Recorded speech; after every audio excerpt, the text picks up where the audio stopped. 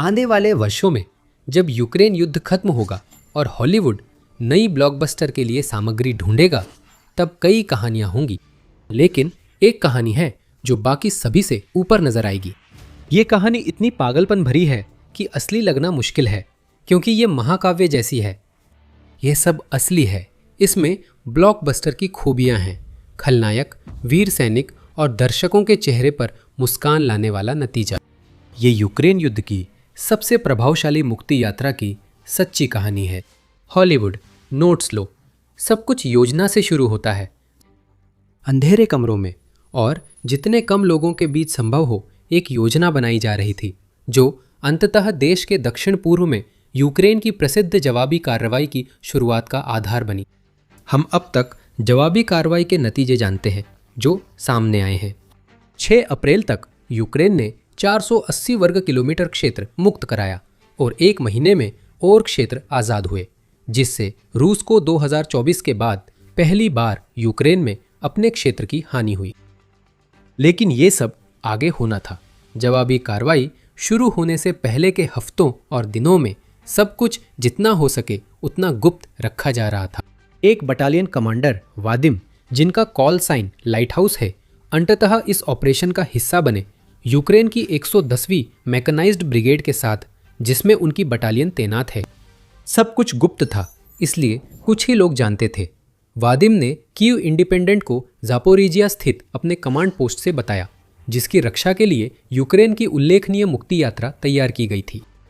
यहाँ तक कि बटालियन कमांडर वादिम को भी शुरू से बड़े राजों में नहीं रखा गया था। यूक्रेन कुछ भी किस्मत पर नहीं छोड़ सकता था। दक्षिण और दक्षिण पूर्व बढ़ना देश की रणनीति की नींव था, ताकि रूस के वसंत हमले का डोनेट्स्क और ज़ापोरिजिया सिटी में सामना किया जा सके। असफलता यूक्रेन को पूरे साल के लिए पिछड़ने की स्थिति में डाल देती। सफलता के लिए देखिए, आपको क्या लगता है कि यूक्रेन इस मुकाम तक कैसे पहुंचा है, जहां वो अब रूस को हर महीने 35,000 तक हताहत पहुंचा रहा है, जबकि पुतिन के गुर्गों को मजबूर कर रहा है कि वे अप्रैल में डोनेट्स्क के सिर्फ 53 वर्ग किलोमीटर पर कब्जा करने के लिए बड़ी संख्या में मरे। लेकिन जो इलाका आज़ाद होना है वो सब आगे होना बाकी था। गुप्त योजनाकारों ने सब सोच लिया। जो लोग ऐतिहासिक जवाबी हमले में शामिल होने वाले थे, उन्हें आखिरी वक्त तक इसके बारे में नहीं बताया गया, क्योंकि यूक्रेन के योजनाकारों को चिंता थी कि सैनिक जिन लड़कियों से घर पर बात कर रहे हैं, वे भी किसी भी तरह की जानकारी ढूंढ सकती है जिसे रूस की संघीय सुरक्षा सेवा तक पहुंचाया जा सके। यूक्रेन यह जोखिम नहीं ले सकता था कि गुप्त एजेंट योजना लागू होने से पहले पता लगा ले। ओले, यूक्रेन की एयर असॉल्ट फोर्सेस की 148वीं आर्टिलरी ब्रिगेड के चीफ ऑफ स्टाफ ने कीव इंडिपेंडेंट को बताया कि ब्रिगेड के 2000 से ज़्यादा लोगों में से सिर्फ 10 को ही योजना की जानकारी दी गई थी, वो भी जवाबी हमले से 2 हफ्ते पहले। लक्ष्य स्पष्ट हो गया था। 2025 के अंत में रूस द्वारा दक्षिणी क्षेत्र में कब्जा की गई जितनी ज़्यादा ज़मीन हो सके उसे वापस लेना। पुतिन सफलताओं की तारीफ कर रहे थे और यूक्रेन के पतन की कहानियां भी बना रहे थे। रूसी कमांडरों ने पुतिन से कहा कि क्रोव्स्क गिर सकता है। वे झूठ बोल रहे थे। इसी तरह की कहानियां कुपियांस्क के बारे में भी फैलाई गई थी। हालांकि यूक्रेन द्वारा की गई तेज जवाबी कार्रवाई, जिसमें शहर का अधिकांश हिस्सा वापस ले लिया गया, ने उन कहानियों को खत्म कर दिया। अपने क्षेत्र को भविष्य के अभियानों के लिए मुक्त कराने के अलावा यूक्रेन जानता था कि उसे अपनी दक्षिणी योजनाओं को सफल बनाना जरूरी है, क्योंकि इससे वह उस रूसी प्रभुत्व की कहानी में छेद कर सकता था जिसे पुतिन बनाने की कोशिश कर रहे थे। नतीजा यह होता कि शांति वार्ता में बढ़त मिलती। योजना पूरी होते ही तैयारियां हो सकती थी। एजेंडा में पहले यूक्रेनी पैदल सेना की सुरक्षा थी, जो योजना के लिए अहम थी। जनवरी अंत में जवाबी हमला शुरू होना था। इससे पहले यूक्रेन को ज़ापोरिजिया और नीप्रो प्रोटोपेट्रोव्स्क क्षेत्रों में रूसी तोपखाने की इकाइयों को कमजोर करना था, जो यूक्रेनी पैदल सेना पर तब गोले बरसाती जब वो आगे बढ़ने की कोशिश करती। ओले की ब्रिगेड को यह कार्य सौंपा गया था। उनके टोही प्रमुख इलिया ने कीव इंडिपेंडेंट को बताया कि यह काम क्यों जरूरी था। दुश्मन की मारक क्षमता को नष्ट करना किसी भी अभियान में बहुत महत्वपूर्ण भूमिका निभाता है, क्योंकि दुश्मन की हर बंदूक जो चालू रहती है वह मिशन के हर चरण में हमारी इकाइयों को निशाना बनाएगी। इलिया और बाकी 148वीं आर्टिलरी ब्रिगेड के सामने एक बहुत बड़ा काम था। रूसी तोपखाने की इकाइयां की निगरानी के साथ उन्हें 400 उपकरणों का भी पता लगाना था, जिनमें ज्यादातर पश्चिम से आपूर्ति की गई तोपें थीं, जो पोक्रोस्क सेक्टर में तैनात थीं और रूस की धीमी बढ़त के दौरान वहीं छूट गईं। ये सब तब करना था जब रूसी टोही ड्रोन यूक्रेनी गतिविधियों पर नजर रख रहे थे। आज ओले और इलिया मानते हैं कि रूस को कुछ होने का अंदाजा था, लेकिन उसकी टोही यूक्रेन की पूरी योजना नहीं समझ पाई। जनवरी मध्य तक 148वीं आर्टिलरी ब्रिगेड रूस की तोपखाने की इकाइयों की खोज में थी। जितना संभव था सामान वापस ले लिया गया। ब्रिगेड ने यहां तक कि रूसी तोपखाने की 150 तोपें भी ढूंढ निकाले थे, जो लगभग 3 पूरी ब्रिगेड को लैस करने के लिए पर्याप्त है, और ये सभी 30 किलोमीटर की उस लाइन में फैले हुए थे जो जापोरिजिया के हुल्यायपोले से लेकर ड्नीप्रोपेट्रोव्स्क के बोरोजोवा गांव तक जाती थी। इन सब को नष्ट करने का कार्य 148वीं आर्टिलरी ब्रिगेड ने उत्साह से पूरा किया, रूसी टोही ड्रोन से सतर्क रहते हुए।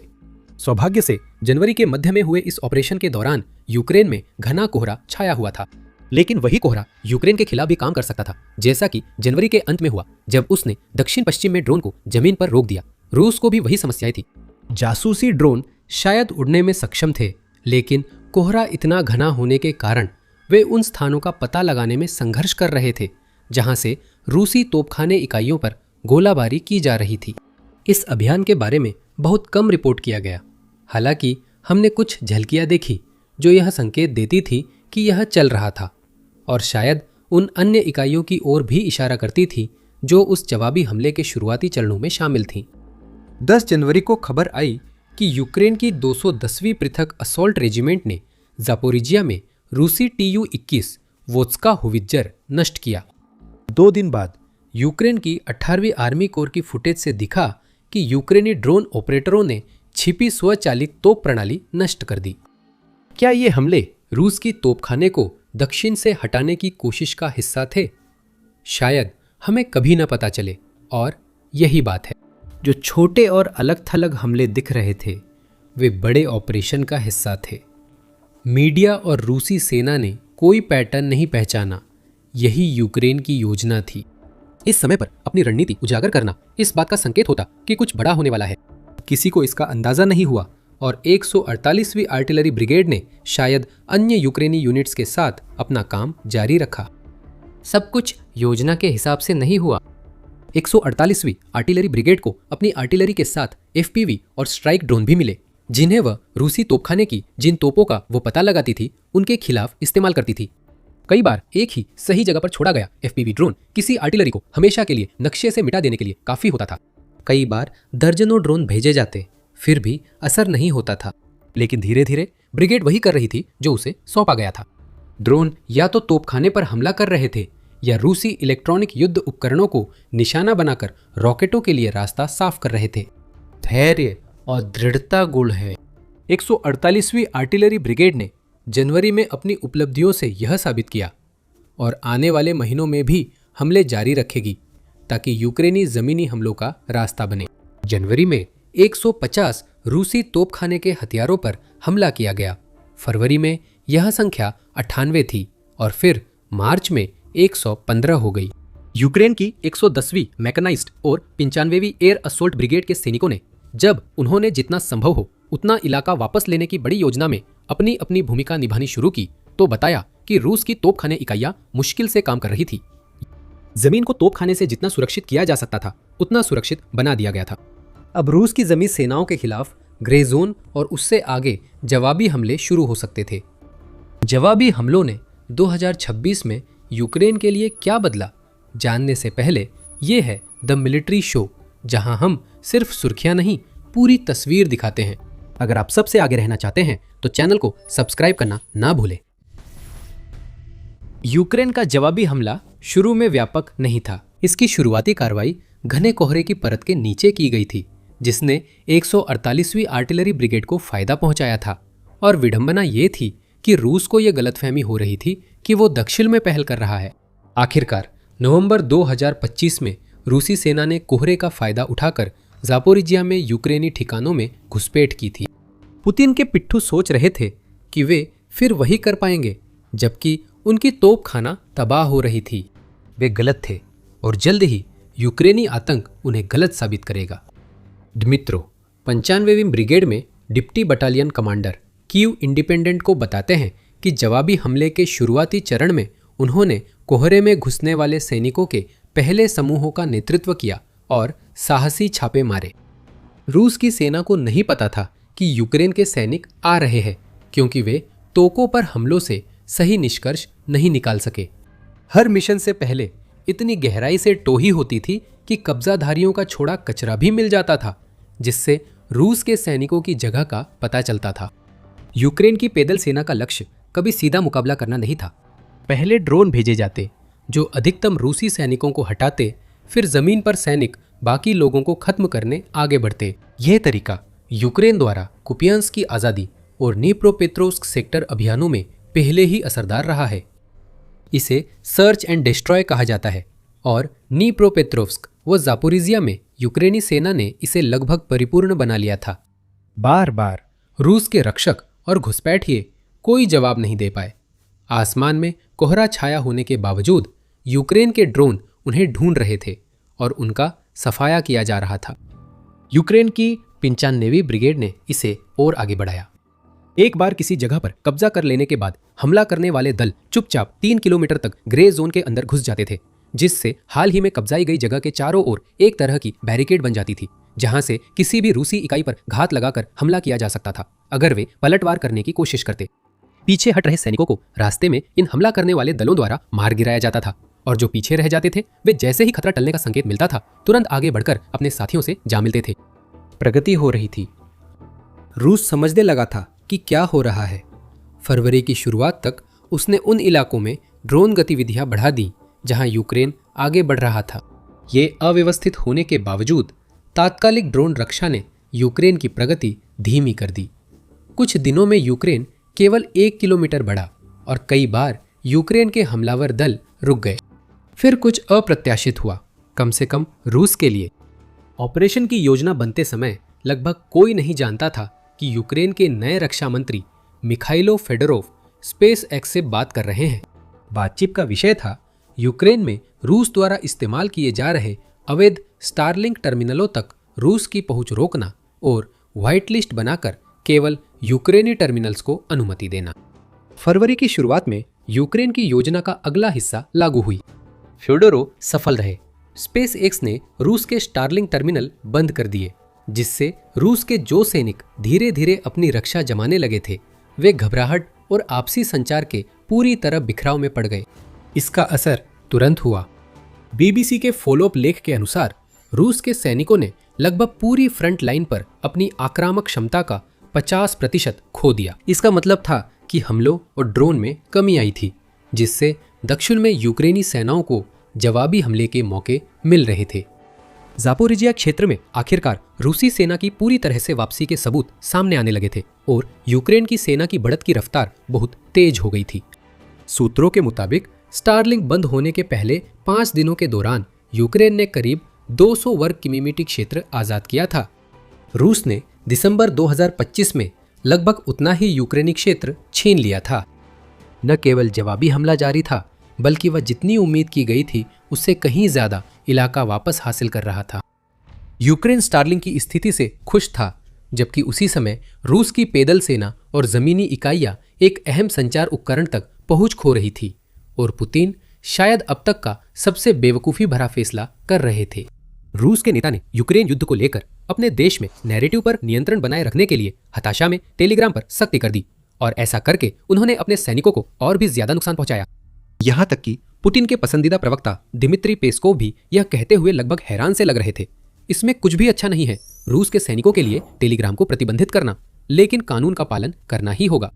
यूक्रेन को लगा होगा जैसे उसकी तो मानो लॉटरी लग गई हो। अगर पुतिन ऐसे ही चलते रहे तो रूस को मोर्चे पर संवाद के लिए संदेशवाहक कबूतरों और मेगाफोन का सहारा लेना होगा। फरवरी की अराजकता के बाद रूस ने स्टारलिंक और टेलीग्राम की परेशानियों के लिए अस्थायी समाधान निकालने शुरू किए, जो प्रभावी नहीं थे। रूस को दक्षिणी क्षेत्रों में ज्यादा ड्रोन यूनिट भेजने की मौका मिला, लेकिन फिर से इस कहानी में जो एक अप्रत्याशित सितारा बनकर उभर रहा था वो फिर से सामने आया। कोहरा वापस आ गया, जिससे रूस की ड्रोन आधारित रक्षा की प्रभावशीलता सीमित हो गई। यूक्रेन ने जोखिम लेकर बीएमपी पैदल लड़ाकू वाहन और सोवियत T-72 टैंक का इस्तेमाल सैनिकों को ग्रे जोन में ले जाने के लिए किया। लेकिन ये कभी भी दीर्घकालिक रणनीति नहीं थी।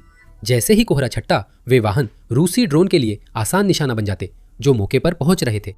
फिर भी मार्च के अंत तक नतीजे सामने आ चुके थे। ये असाधारण जवाबी हमला जो चुपचाप चर्चाओं से शुरू हुआ था, अब रूस के खिलाफ यूक्रेन की बड़ी उपलब्धि बन गया है और सैकड़ों वर्ग किलोमीटर क्षेत्र को मुक्त करा चुका है।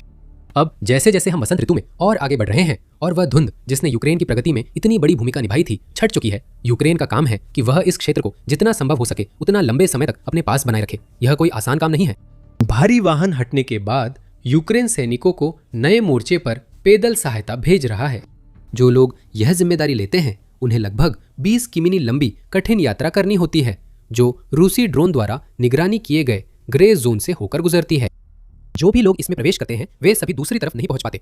कीव इंडिपेंडेंट ने एक बुजुर्ग सैनिक वोलोडिमिर की बहादुरी की कहानी रिपोर्ट की है, जिन्होंने यूक्रेन की 110वीं मशीनीकृत ब्रिगेड के साथ स्वेच्छा से फिर से मोर्चे पर जाने का फैसला किया, जबकि 3 साल पहले लगी चोटों के कारण उनकी देखने और सुनने की क्षमता प्रभावित हो गई थी। वोलोडिमिर आगे बढ़े जब तक लगा कि वे अपने साथियों की रफ्तार धीमी कर रहे हैं। उन्होंने अपने साथी सैनिकों से कहा कि या तो उन्हें पीछे छोड़ दे या उन्हें गोली मार दे। यह यूक्रेनी नहीं, रूसी तरीका है और वोलोडिमिर के साथियों ने छोड़ने से इनकार कर साफ कर दिया। दुर्भाग्यवश वोलोडिमिर के समूह के सभी लोग वहां तक नहीं पहुंच पाए। एक रात बुजुर्ग सैनिक को तेज बुखार था। उसके 2 साथी आगे बढ़े, सिर्फ एक लौटा, दूसरा FPV ड्रोन से मारा गया। फिर भी वोलोडिमिर अपने बचे हुए साथी के साथ जितनी तेजी से हो सकता था उतनी तेजी से चला।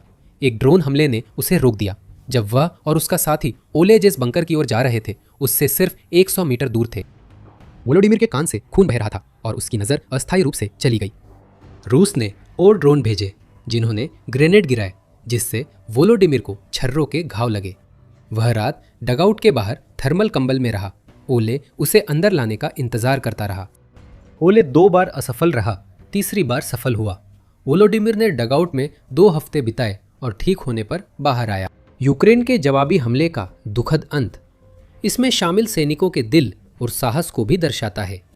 अगर वोलोडिमिर रूसी होता तो उसे छोड़ देते, इसमें शक नहीं।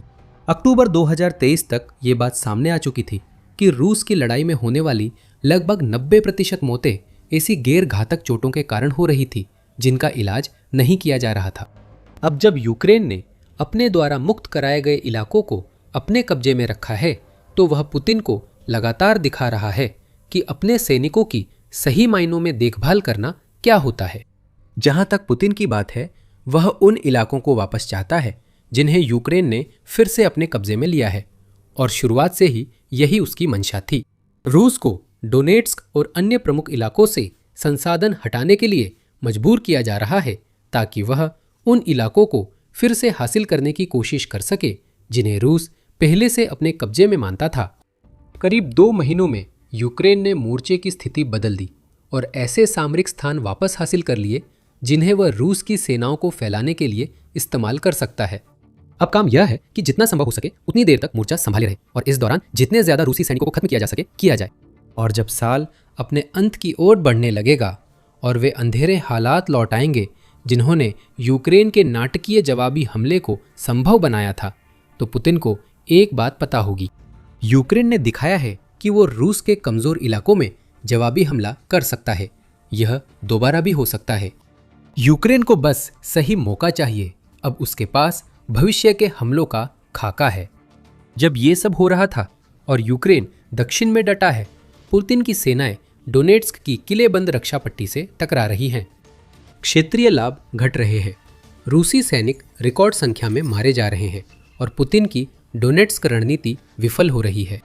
उस नाकाम होती मुहिम के बारे में और जानें और यह क्यों युद्ध में एक और बदलाव का संकेत हो सकता है, यह जानने के लिए हमारा वीडियो देखें। और अगर आपको ये वीडियो पसंद आया हो तो रूसी आक्रामकता के सामने यूक्रेनी बहादुरी और प्रतिभा की और कहानियों के लिए द मिलिट्री शो को सब्सक्राइब करना न भूलें। और हमेशा की तरह देखने के लिए धन्यवाद।